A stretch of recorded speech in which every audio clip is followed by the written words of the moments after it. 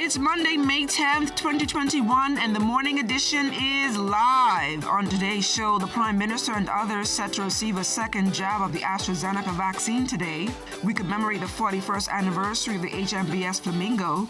And Adam Stewart next in line as CEO of the Sandals Hotel chain. So let's start the morning off right.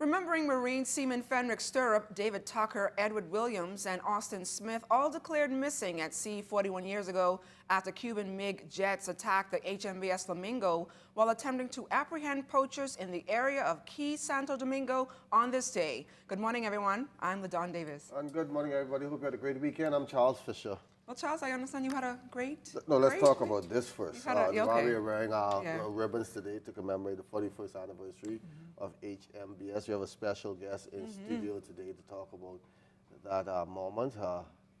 My good cousin, Whitfield Neely, he's one of the survivors on the HMBS Flamingo. From Harbour Island. Yeah, he's from Bryland boy. So we're going to it's all about him today, but you wanted to ask me a question. It's the floor, the mic is speaking open of Bryland, I understand you had a pretty good old time down there. Oh, I didn't want to come back. I was ready to call home and tell them pack the bags and pack all my documents and send it on the boat so I can stay there in Bryland, but I had to come back. My 9-year-old Charlie kept calling. She was the only one that missed me anyway. Really? Yeah, only one. So why you didn't take her along? You should have No, took her along. I went for work, you know that. I went for work, but I did enjoy myself. I can't wait to go back to that beautiful. I'd like to thank everybody for their hospitality. From my cameraman Randy and I, we had a great time. And we have lots of stories out of Bryland. Annie Deucer that will be showcasing not only in the Bahamas tonight, but also in the morning edition. And that'll be all starting tomorrow, so stay tuned to that. Okay, that sounds like you had a good time, and I'm sure weather is going to be pretty good out there. Yes, we're going to go to our weather right away. It's 77 degrees on the outside, partly cloudy, winds southeast at 14 miles per hour, humidity 78%.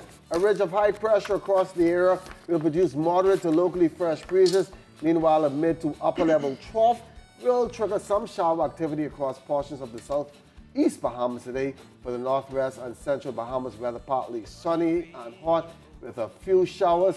For the southeast Bahamas, weather very cloudy, warm and breezy with an isolated shower and the chance of a few isolated thunderstorms. Daytime high temperature today 91, overnight low 73. As we look ahead to Tuesday, mostly sunny with a shower, 88 in the day. The temperature at night will be about 76.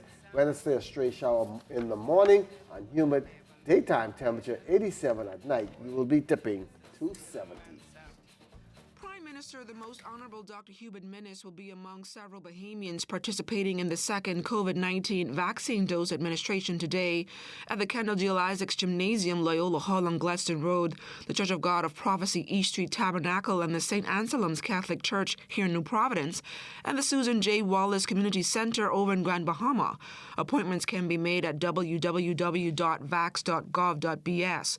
The National COVID-19 Vaccine Committee advises that the second dose appointment should be made no fewer than 7 weeks after the first dose.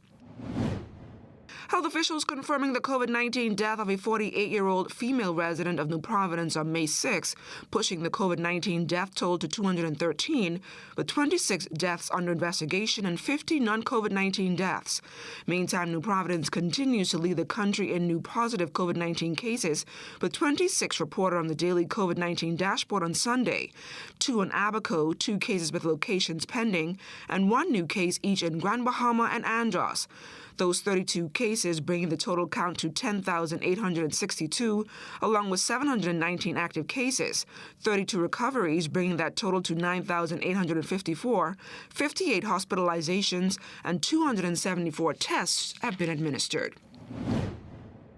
With 145 positive COVID-19 cases on record for the island of Exuma, health officials report that many Exumians took full advantage of the vaccine rollout, as many more await getting inoculated as soon as possible. Prime Minister, the Most Honorable Dr. Hubert Minnis, is pleased with those results and reiterated his message to stay safe and healthy. The quicker we can get vaccinated and move past the emergency stage of the pandemic, the quicker we can reopen our economy. Because we are still in a pandemic, please continue to follow the public health guidelines and to wear your mask. We are starting to see an increase in tourist arrivals in Exuma and nearby islands. We can see the path to recovery, and believe me, it is bright. When we get your airport, Exuma is going to take off big, magnifico times. 7 new ambulances have been added to the Public Hospitals Authority's vehicle complement. The more than $800,000 worth of emergency medical transport was purchased from Demers Ambulance Manufacturers in Quebec, Canada. 3 of the vehicles have been deployed for service, while 4 of the vehicles are ready for deployment to National Emergency Medical Services for service in New Providence and Grand Bahama. The ambulances were commissioned after a short blessing service conducted by the Princess Margaret Hospital chaplain canon, the Reverend Sebastian Campbell, on Friday. A public junior high school student from New Providence, Abaco, and Long Island will be able to fulfill their academic dreams by attending St. Andrews International School once they qualify for the Silver Fair Scholarship. The $240,000 was donated by Ian Fair and his daughters in memory of their relative. The late Mrs. Fair was a longtime contributor to the St. Andrews School some time ago, sending her children through the institution and serving on the scholarship interview committee for many years. The challenge and opportunities on offer here will ensure that each of these students develop the 21st century skills and global mindset necessary for a highly successful future. The Fair family's history of philanthropy and dedication to this school community, as well as academic excellence, sets a wonderful example to our students. Service-mindedness is not only a learning goal but an expectation at St. Andrews. We hope that all members of our community will learn and grow with the needs of others in mind. A swinging freshman year for University of Alabama Birmingham tennis sensation Sydney Clark was named to the conference all-freshman team, having finished the season 16 wins and 5 losses in singles and the number 4 spot. Freshman year was full of ups and downs, but overall it was a total success. Some days it was tiring or I got frustrated on court, but eventually I just hung in there and I turned it around. I am very excited to be at UAB. I've had a great freshman experience and I wouldn't trade it for the world. Honored to be selected as the Conference USA freshman, all-freshman team. It is an award that I didn't even think, if you asked me early on in the season, I would tell you that I didn't even think I had a chance with getting this award. But I've improved and I've worked on my game and especially my mental toughness, and that's what helped me through my matches, and I had such great success. Come back, we speak live with retired Marine Whitfield Neely, a survivor of the HMBS Flamingo, so keep it locked.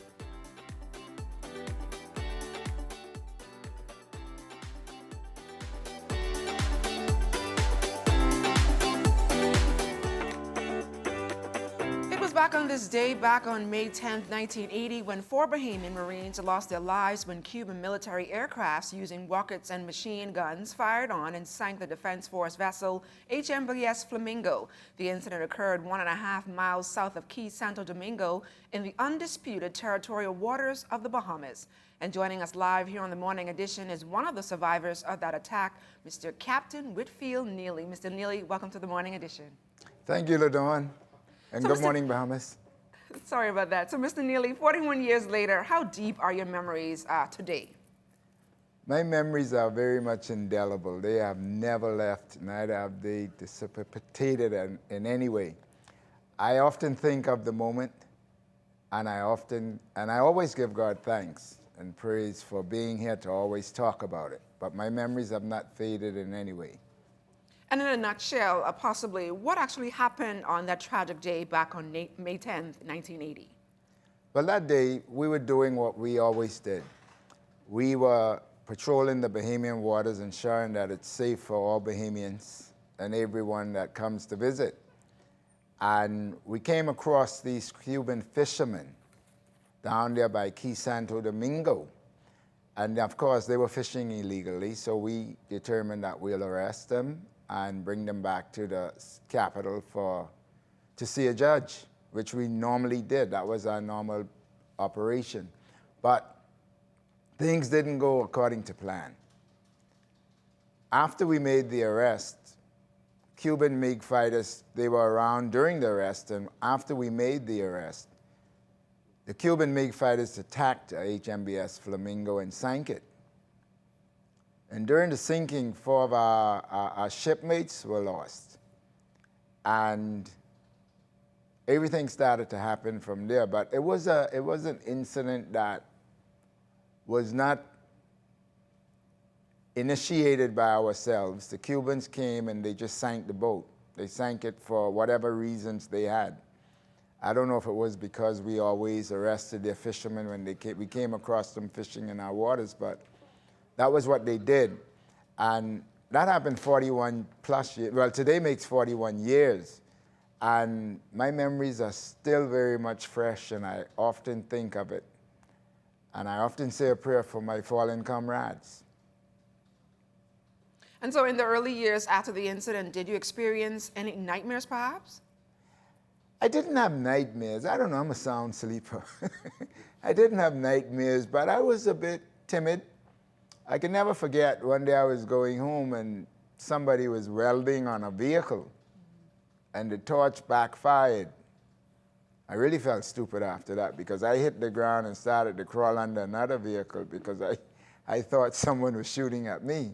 But it had me jittery initially, but as time passed, quickly I got my composure and I've been normal ever since. Never really had any mental breakdowns or anything mental happening to me concerning it. And did you get any hatred, I guess, towards the Cubans today, perhaps after that incident? I'll be very honest. Initially when it happened, I was disappointed, I was angry. But you know, as I matured and I realized, you know, everyone takes care of their own. And I said, if we had some MiG fighters and maybe someone was apparently, because I think that was the message they got, attacking some of our people, we may have responded the same way. So I have a forgiving heart. Being a good Anglican, I have a very much forgiving heart. I am not really garnered or contained any hatred for any Cubans. I love all persons. And I know you retired back in March of this year, but are you satisfied that the force today is in a better position to defend against a similar attack should it happen again? Honestly, no. We are not that kind of a force. Our range doesn't extend out to having a fight with an aircraft. We are still basically in the same position we were in back in 1980.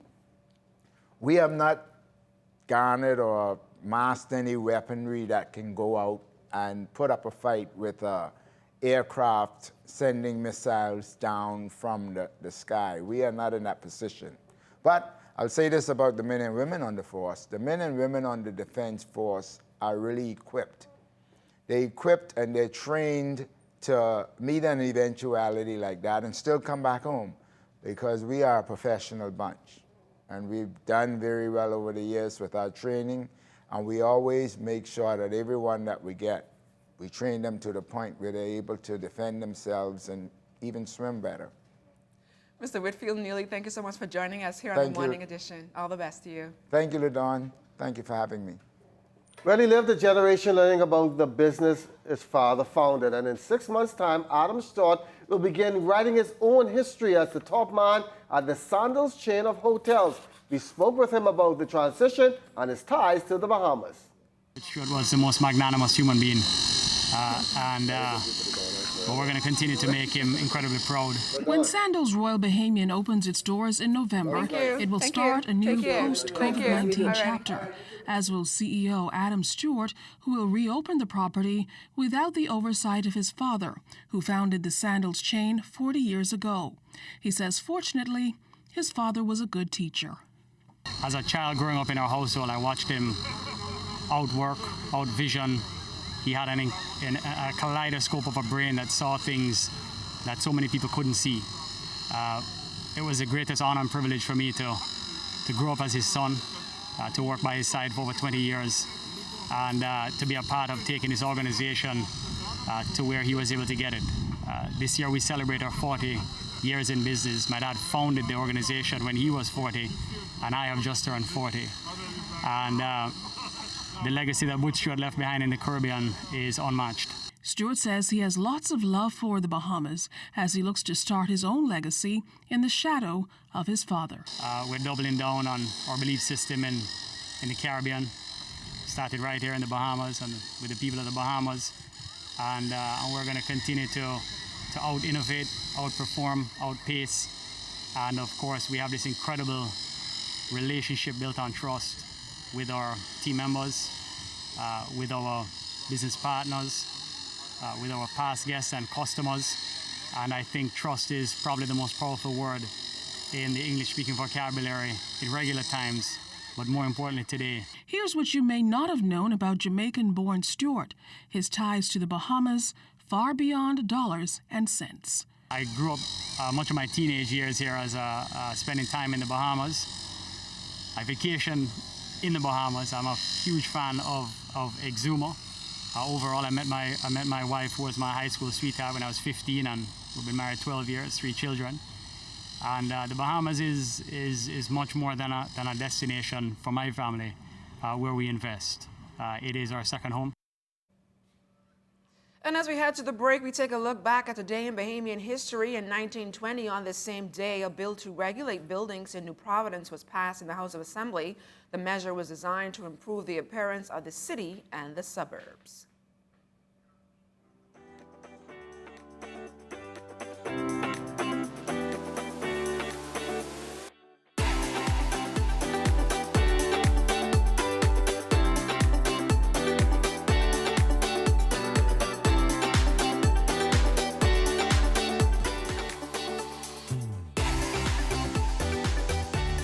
Miss Bahamas Universe is set to represent the country at a major international pageant in about a week. Miss Bahamas Universe Shante Miller, the sister of track star Shawnee Miller-Uibo, will compete amongst a bevy of beauties for the Miss Universe crown over in Florida.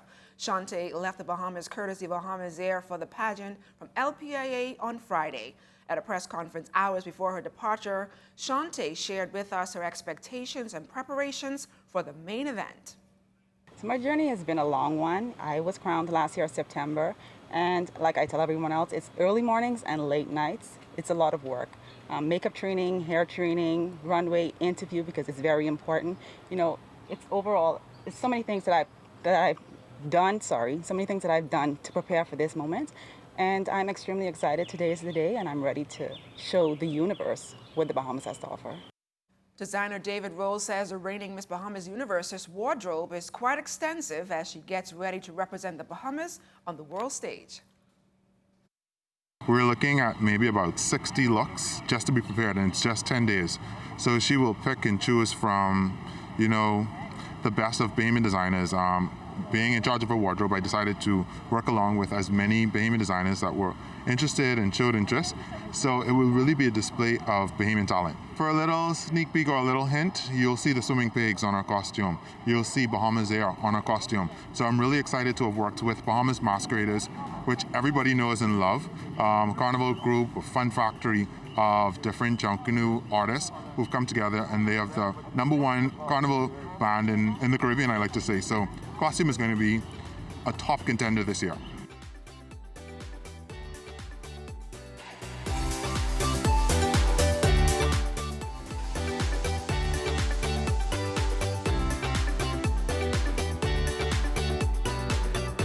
just a reminder, you can watch the documentary The Ultimate Sacrifice, the Flamingo Story, hosted by Beverly Curry tonight at 8:30, right here on the ZNS Network. And be sure to stay tuned into the ZNS Network for news as it happens, TV and radio updates throughout the day. Then you can tune into Live at 5, the Northern Edition, and the Bahamas Tonight at 7. That's gonna do it for us today, LaDawn. Thanks a lot special to Eye Candy Tally and her pastry chef dad, Alfred Williams. He brought us some chocolate cupcakes, some banana, I can't even say croissant, some coconut tart. We're going to have them this morning. Trust me, we're going to have them this morning. Thanks you guys for watching. Have a good morning, everyone. Oh, Lord.